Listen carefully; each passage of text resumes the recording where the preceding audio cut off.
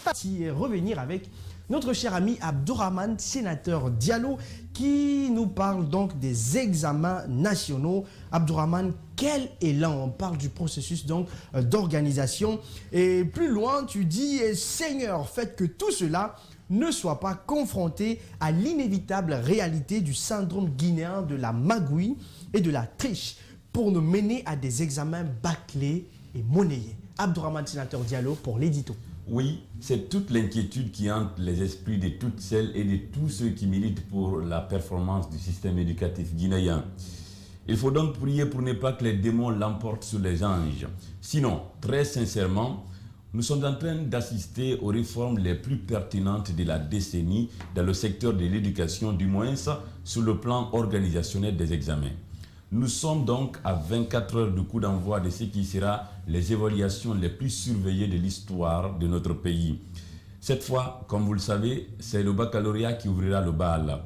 L'enjeu est grand. Aucune université ne figure sur la liste des 100 meilleures universités africaines. 100, je dis bien. Il faut dès maintenant préparer les étudiants compétitifs. Pour cela, la fraude et l'affairisme sont particulièrement pris pour cible dans cette session 2021. Le professeur Banobari a pris tout le monde de court en révélant des mesures drastiques à cet effet. Avant de les égrener ici, posons d'abord le diagnostic de ce qui fait la décrédibilisation du système éducatif guinéen. Qu'est-ce qui fait que les examens en Guinée sont bâclés? Qu'est-ce qui fait qu'ils sont mal organisés? En 8 ans d'enseignement, j'ai été témoin de tout ce que j'avance. 1. C'est d'abord l'immorale et la très puissante école privée qui souille la crédibilité du système éducatif guinéen. C'est paradoxal parce qu'elle forme très bien d'ailleurs quelquefois l'écrasante majorité des candidats. Mais, il n'y a pas de plus grands ennemis. Il n'y a pas plus ennemis du système éducatif guinéen que les écoles privées. Si vous pensez que j'exagère, comment comprenez-vous alors qu'en plein baccalauréat, par exemple, des traités photocopiés pour autant de candidats soient acheminés dans les salles? Oui, les écoles privées possèdent un système de corruption très puissant.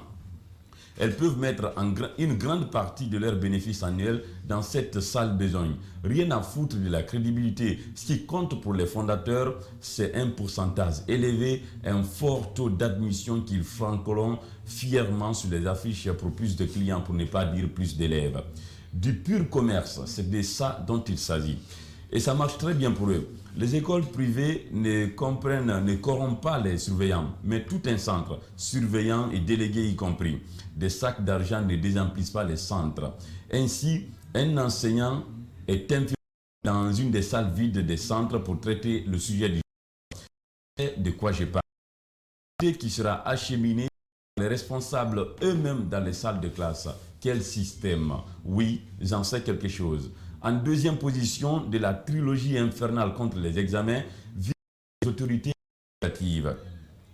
Des surveillants qui n'ont pas déjeuné avant les épreuves et qui se laissent emporter par la plus déshonorante des manières pour un intellectuel.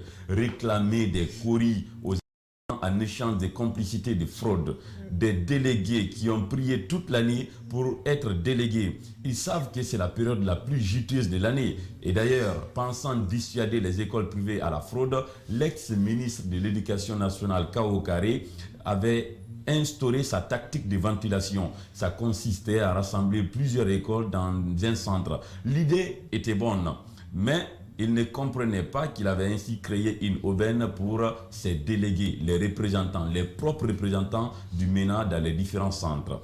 Maintenant, au lieu que ce ne soit une ou deux écoles privées qui mettent le paquet pour les corrompre, les délégués se font envahir par des dizaines de fondateurs. Que dire des services de centralisation des notes après correction?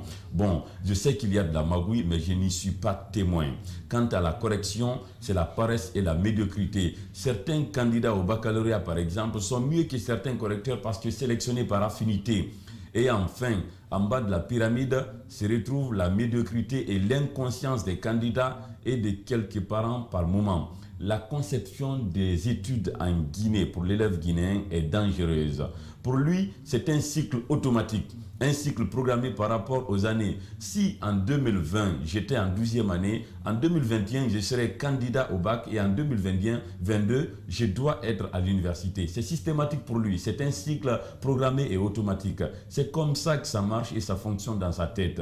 Pour eux, les élèves guinéens, rien ne doit bouleverser cette programmation. Ce serait judicieux s'ils apprenaient au moins. Mais rien que pour la conformité de leur classe à l'année programmée dans leur tête, les élèves guinéens sont prêts à tout. Voici donc les 3 entités auxquelles le système éducatif guinéen doit sa médiocrité. C'est ce que le professeur Bano semble avoir compris avec quand même un premier échec à son actif. Cette fois, il est déterminé. Sa réputation de fin connaisseur de milieu est en jeu. Alors, aux grands mots, les grands remèdes. C'était Abdourahmane Sénateur Diallo, aux grands mots, les grands remèdes. C'est entendu, grand. Oui. Hein? Ça, c'est sans commentaire. Hein? Ceux qui ont écouté peuvent comprendre tout ce que tu as dit. Merci. On se retrouve demain pour l'édito de demain. On espère que ce sera toujours chaud. Et voilà, merci à notre cher ami Abdourahmane Sénateur Diallo. Merci.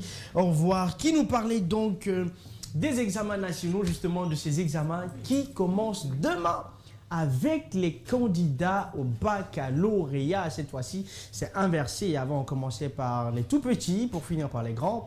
Maintenant, c'est les grands pour finir aux tout petits. Nous vous l'annoncions.